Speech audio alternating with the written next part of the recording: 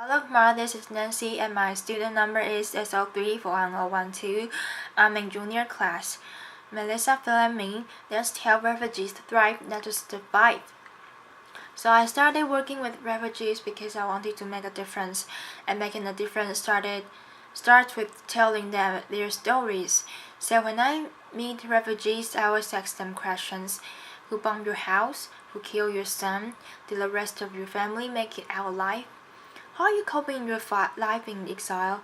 But there's one question that always seems to me to be most revealing, and that is, what did you take? What was the most important thing that you had to take with you when the bombs were exploding in your town and the armed gangs were approaching your house?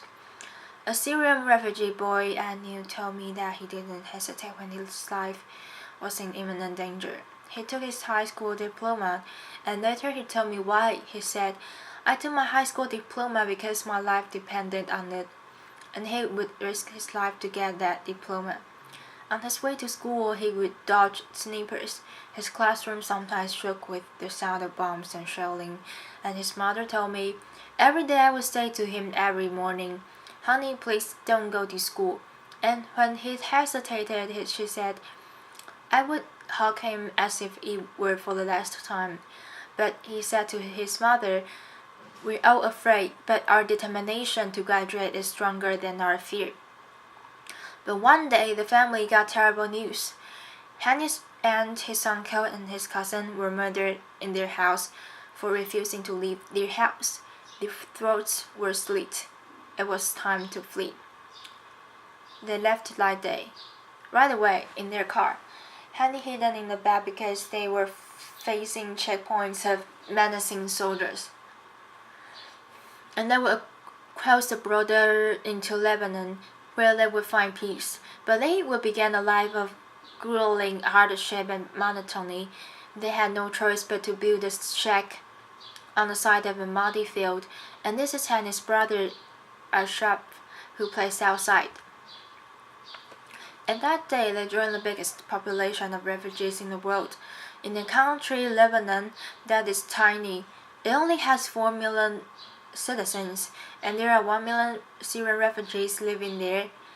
There is not a town, a city, or a village that is not host to Syrian refugees. This is generosity and humanity that is remarkable. Think about it this way, proportionately. It would be as if the entire population of Germany, 80 million people, would flee to the United States in just 3 years. Half of the entire population of Syria is now uprooted, most of them inside the country. 6.5 million people have fled for their lives. Well over 3 million people have crossed the borders and have found sanctuary in the neighboring countries. And only the small population, proportion, as you see, have moved on to Europe. What I find most worrying is that half of all Syrian refugees are children.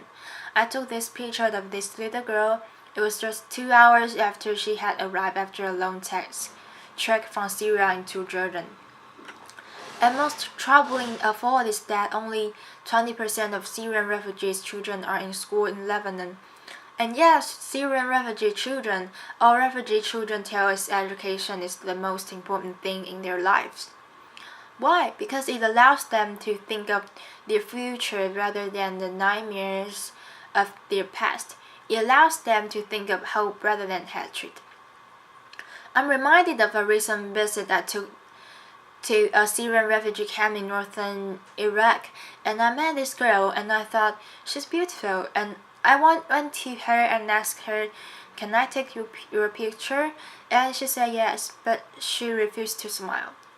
I think she couldn't because I think she must realize that she represents a lost generation of Syrian refugee children, a generation isolated and frustrated. And yet, look at what they fled. Utter destruction, buildings, industries, schools, roads, homes. Handy's home was also destroyed. This world need to be rebuilt by architects, by engineers, by electricians. Communities will need teachers and lawyers and politicians interested in reconciliation and not revenge. Shouldn't this be reviewed by the people with the largest stake, the societies in exile, the refugees? Refugees have a lot of time to prepare for their return. You might imagine that being a refugee is just a temporary state. Well, far from it. With wars going on and on, the average time a refugee will spend in exile is 17 years. Henry was into his second year in limbo when I went to visit him recently, and we conducted our entire conversation in English, which he confessed to me he learned from reading all of Dan Brown's novels and listening to American rap. We also spent some nice moments of laughter and fun with his beloved brother Ashraf, but I'll never forget what he told me when we ended our conversation that day. He said to me, "If I'm not a student, I'm nothing." Hani is one of 50 million people uprooted in this world today. Never since World War II have so many people been forcibly displaced. So while we're making sweeping progress in human health, in technology, in education and design, we are doing dangerously little to help the victims, and we are doing far too little to stop and prevent the wars that are driving them from their homes. And there are more and more victims. Even every day, on average, by the end of this day, 32 million people will be forcibly displaced from their homes. 32,000 people. They flee across borders like this one. We capture this on the Syrian border to Jordan, and this is a typical day. Or they flee on seaworthy to overcrowded boats, risking their lives in this case just to reach safety in Europe. This Syrian young man survived one of these boats that capsized. Most of the people drowned, and he told us, Syrians are just looking for a quiet place where nobody hurts you, where nobody humiliates you, and where nobody kills you. Well, I think that should be the minimum.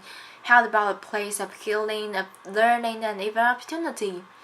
Americans and Europeans have the impression that proportionally huge numbers of refugees are coming to their country, but the reality is that 86%, the vast majority of refugees, are living in the developing world, in countries struggling with their own insecurity, with their own issues of helping their own populations and poverty. So wealthy countries in the world should recognize the humanity and the generosity of the countries that are hosting so many refugees. And all countries should make sure that no one fleeing war and persecution arrives at the close border. Applause. Thank you.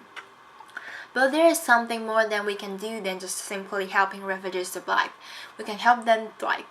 We should think of refugee camps and communities as more than just temporary population centers where people languish waiting for the war to end. Rather, as centers of excellence where refugees can triumph over their trauma and train for the day where that they can go home as an agent of positive change and social transformation. It makes me so much sense, but I'm reminded of the terrible war in Somalia that has been raging on for 22 years. And imagine living in this camp. I visited this camp. It's in Djibouti, neighboring Somalia, and it was so remote that we had to take a helicopter to fly there. It was dusty and it was terribly hot. And we went to visit the school and started talking to the children, and I saw this girl across the room who looked to me to be the same age as my own daughter. And I went up and talked to her, and I asked her the question that grown-ups ask kids, like, what is your favorite subject? And what do you want to be when you grow up? And this is when her face turned blank and she said to me, I have no future. My schooling days are over. And I thought there must be some misunderstanding. So I turned to my colleagues and she confirmed to me there's no funding for secondary education in this camp.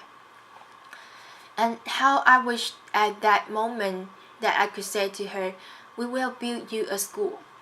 And I also thought, what a waste. She could be, and she's the future of Somalia. A boy named Jacob Upton had a different chance, but not before he experienced terribly tragedy. He watched deceasing student at his village. He was only 7 years old, burned to the ground, and he learned that his mother and his father and his entire family were killed that day. Only his cousin survived, and two of them work of 7 months.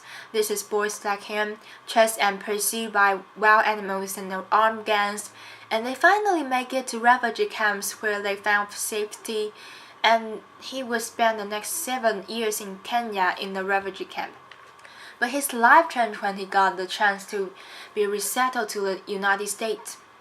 And he found love in the foster family, and he was able to go to school, and he wanted me to share with you his proud moment when he graduated from university. Applause. I spoke to him on Skype the other day, and he was in his new university in Florida pursuing his PhD in public health. And he proudly told me how he was able to raise enough funds from the American public to establish a health clinic back in his village back home. So I want to take you back to Henny, where I told him I was going to have the chance to speak to you here on the TED stage. He allowed me to read you the poem that he sent in an email to me. He wrote, "I miss myself, my friends, times of reading novels or writing poems, birds and tea in the morning, my room, my books, myself, and everything that was making me smile. Oh, I had so many dreams that were about to be realized." So here is my point. No, not investing in refugees is a huge missed opportunity. Leave them abandoned, and they risk exploitation and abuse, and leave them unskilled and uneducated, and delayed by years and return to peace and prosperity in their countries. I believe how we treat the uprooted will shape the future of our world. The victims of war can hold the keys to lasting peace, and it's the refugees who can stop the cycle of violence. Hanny is at a tipping point. We would love to help him to go university and you become an engineer, but our funds are prioritized for the basics in life: tents and blankets and mattresses and kitchen sets, food rations and a bit of medicine. University is a luxury, but living to languish in this muddy field, and he will become a member of the lost generation. Hanny's story is a tragedy, but it doesn't have to end that way. Thank you. Applause.